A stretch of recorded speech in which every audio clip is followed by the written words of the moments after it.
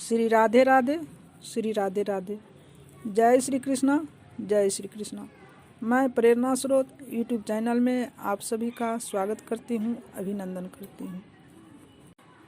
सुख सागर कथा से 11वां स्कंद में वेद शास्त्र और पुराण कथा। परीक्षित जी कृष्ण जी की जीवन एवं ज्ञान का उपदेश प्राप्त कर प्रसन्न हुए। शायद कृष्ण जी के साथ ही उन्हें अपने पूर्वजों की भी याद आ गई थी। कृष्ण जी का नाम तो सदा पांडव वंश के नाम के साथ जुड़ा रहेगा। यदि कृष्ण अवतार न होता तो पांडव भी इतिहास में नहीं होते और न ही वह विश्व सम्राट परीक्षित होता।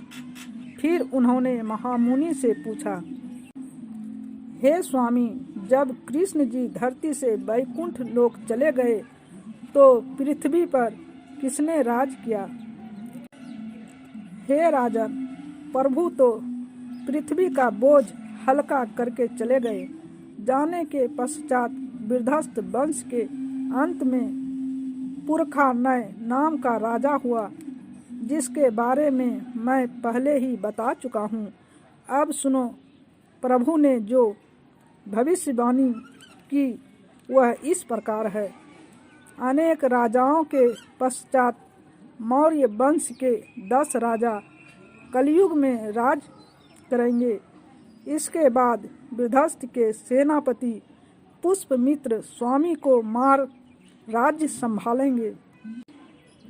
वही पहला राजा होगा। उसका बेटा अग्निमित्र और उसका बेटा सज्येष्ठ, और इस प्रकार से इस वंश में देवभूमि नाम का राजा होगा। देवभूमि का मंत्री उसे मारकर स्वयं राजा बनेगा। इसी वंश के 4 राजा 345 वर्ष राज्य करेंगे। बस इस प्रकार से पृथ्वी पर राजा जाते रहेंगे। कलयुग के विषय में तो स्वयं भगवान ने पहले कह दिया है कि इस युग में जिसके पास अधिक धन होगा उतना ही वह बुद्धिमान माना जाएगा।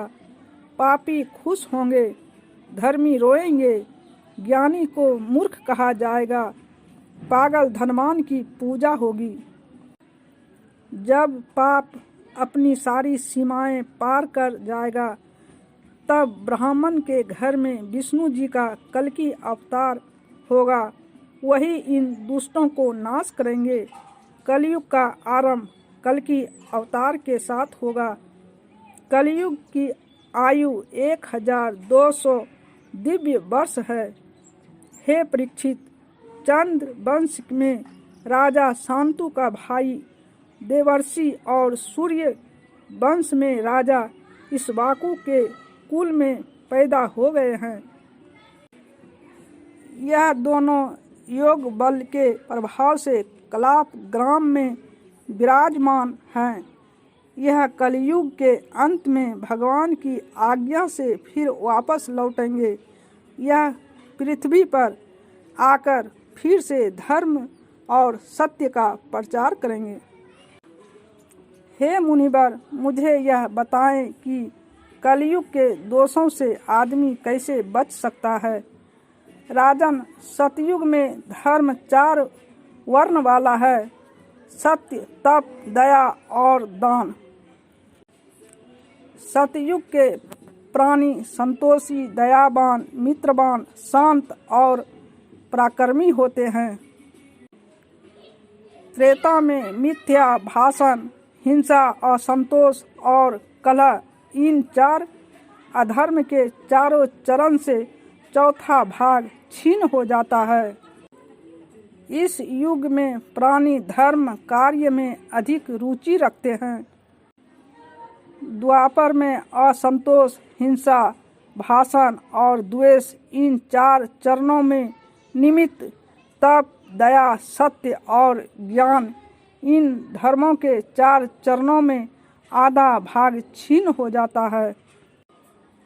कलयुग में प्राणी लालची, पापी, अधर्मी, यहाँ तक कि धन में अंधे होकर मानव रक्त का भी प्यार करते हैं।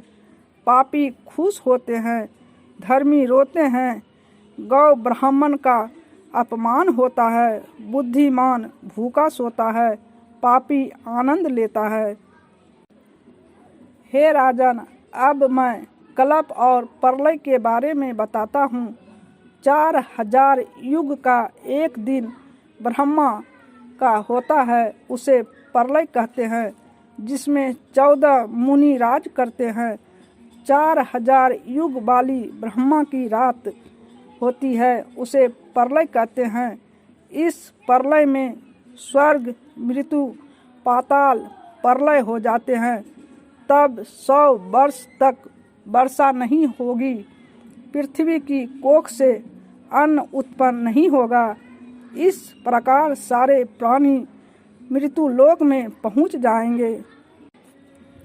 हे राजन, जब तुम यह सोचते हो कि मैं मर जाऊंगा, ऐसी पशु बुद्धि को छोड़ दो। यह आत्मा ना तो कभी मरती है और ना मरेगी, केवल यह अपना चोला बदलती है। यह शरीर तो रजोगुण करके जन्म धारण करता है, इसलिए अपनी आत्मा में सदा प्रभु ज्योति रखें। सदा वही सोचो कि मैं हूँ, सो परम पद रूप ब्रह्मा है, सो मैं हूँ।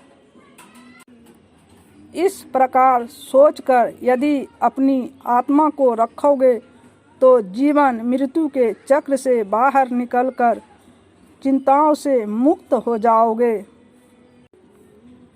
हे राजन, तुमने मुझसे पूछा, मैंने तो बता दिया। यदि और कुछ पूछना हो तो वह भी पूछ लो। तभी सूत जी कहने लगे, श्री सुखदेव जी के मुख से ये उपदेश सुनकर परीक्षित ने मुनिवर के चरणों में झुककर प्रणाम किया और फिर बोले, हे महर्षि, आपने जो ज्ञान मुझे दिया उसे तो मैं सुख राम का नाम ही दे सकता हूँ। इस सुख सागर के पाठ से मानव के मन से मृत्यु का डर निकल जाता है। मृत्यु से डरने वाला प्राणी सुख सागर का ज्ञान प्राप्त करके मृत्यु को खिलौना समझता है। सूत जी बोले, हे सैनिक, इस प्रकार से प्रार्थना कर राजा परीक्षित ने सुखदेव जी का पूजन किया और उनसे विदा मांगी। मेरे शिष्य सदा सुखी रहो। प्रभु नाम का प्रकाश इस अंधकार से पूरे संसार में फैलाकर पाप को नष्ट करो, बस यही इच्छा है। मैं आपकी इस इच्छा का पालन करूंगा मुनिवर। यह कहकर राजा परीक्षित वहाँ से गंगा तट पर चले गए। वहाँ पर बैठकर प्रभु की पूजा करने लगे। उन्होंने इस संसार को त्याग कर प्रभु से रिश्ता जोड़ लिया। परीक्षित प्रभु से मन लगाए उपासना में लगे हुए थे कि उधर से एक काला सांप उनकी इस उपासना को भंग करने के लिए आया और उसने राजा को डस लिया। सांप के जहर से उनका सारा शरीर काला पड़ गया, श्वास बंद हो गई। राजा परीक्षित को देखकर ऐसा प्रतीत होता था कि उनकी मृत्यु हो चुकी है। परीक्षित के बेटे जन्मेजय को जैसे ही अपने पिता की मौत की सूचना मिली, उसे उस तक्षक सांप पर बहुत क्रोध आया जिसने उसके पिता को डसा था। ऋषियों के कहने पर उसने जो यज्ञ किया उसमें उसने उस सांप को जलाकर राख कर देने की योजना बना डाली। जैसे ही उस तक्षक को यह पता चला कि उसे यज्ञ में जलाने की तैयारी हो चुकी है, वह जलने के डर से भाग खड़ा हुआ और इंद्रदेव के पास जाकर बोला, देवराज इंद्र, मुझे केवल आप ही बचा सकते हैं। नहीं तो परीक्षित पुत्र मुनियों की सहायता से मुझे हवन कुंड में डाल देगा। राजा इंद्र ने तक्षक को अपने पास छुपा लिया। दूसरी ओर जैसे ही जन्मेजय ने देखा कि काला नाग अभी तक भस्म होने के लिए नहीं आया, तो उसने मुनियों से हाथ जोड़कर कहा, हे मुनियों, यह क्या कारण है कि मेरे प्रभु भक्त निर्दोष पिता को डसने वाला सांप अभी तक नहीं आया? उसे तो अब तक इस आग में जलकर भस्म हो जाना चाहिए था। तभी मुनि बोले, हे राजन, उस नाग को राजा इंद्र ने छिपा लिया है। वह मृत्यु के डर से छिपा बैठा है। हे मुनिवरों, आप अपनी शक्ति से उसे इंद्रलोक सहित ही उठा लाओ और इस हवन कुंड में डालकर राख कर दो। जन्मेजय की बात मानकर ऋषियों ने अपनी शक्ति से राजा इंद्र सहित तक्षक को देवलोक से विमान द्वारा उठा लिया। देवराज इंद्र जी बहुत घबरा गए। हवन कुंड में जलना तो पाप है, ऐसी मृत्यु उसे नहीं चाहिए। अब क्या होगा? यह ऋषि तो उसे जीवित नहीं छोड़ेंगे। जैसे ही विमान से इंद्र और काला नाग तक्षक धरती पर उतरे ही थे, उसी समय बृहस्पति जी वहाँ आ गए। देवराज इंद्र ने उससे प्रार्थना की, हे गुरुदेव, मुझे बचाओ। तभी बृहस्पति ने राजा जन्मेजय से कहा, हे राजन, जीवन और मृत्यु पर तो किसी का अधिकार नहीं, यह तो कर्मों का फल है। इस यज्ञ को यहीं पर समाप्त कर दो और उनको छोड़ दो। सूत जी बोले, गुरु बृहस्पति की बात मानकर जन्मेजय ने यज्ञ को वहीं समाप्त कर दिया। वेद शास्त्र। सूत जी बोले, हे ब्राह्मण, ब्रह्मा जी के हृदय से पहले नारद ने जन्म लिया। इस नारद की उपासना कर योगी तीनों लोकों की शंका को दूर कर मुक्ति को प्राप्त होते हैं। जिनकी उत्पत्ति आज तक कोई न समझ सका, वह 3 अक्षर तो ओंकार है। उस ओंकार के उपकार पराकार तीनों नाम के सत्य रज तक यह गुण है। और ऋग्वेद, यजुर्वेद, सामवेद, यह 3 नाम भूलोक, भुवलोक, स्वर्गलोक, यहाँ 3 अर्थ और जागृति, स्वतज और सुप्त, यह 3 वृत्तियां धारण की है। ब्रह्मा जी ने इन्हीं वाणी के अक्षरों से समूह के 16 स्वर, 25 स्वर्ण वर्ण, कसे मतक, 4 अंतपथ, य र ल, विचार, उपचार, तालव स, मूर्धन्त स, दंत स, ह। फिर ब्रह्मा जी ने उन्हीं अक्षरों में अध्वर्य आदि 4 धद तिव जी, कर्म, वर्णन, भूर्भुवः स्व, इस व्यहित और ओंकार सहित चारों वेदी की रचना को इसके पश्चात उन्होंने अपने बेटे मारीच आदि ब्रह्मा मुनियों को वेद पढ़ाए। कलयुग में प्राणी अल्प आयु होने पर मंद बुद्धि होने लगे। उन्हें देख मुनियों ने वेद का विभाग अलग कर दिया।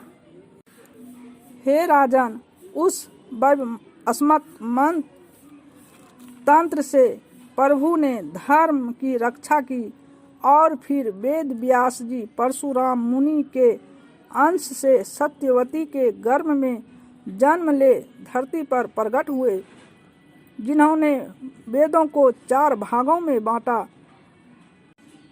एक वेद से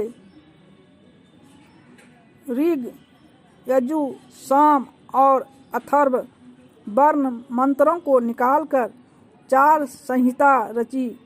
फिर उन्होंने अपने 4 शिष्यों को बुलाकर एक एक संहिता दे दी। उसने आगे अनेक ऋषि इन वेदों का प्रचार करते रहे।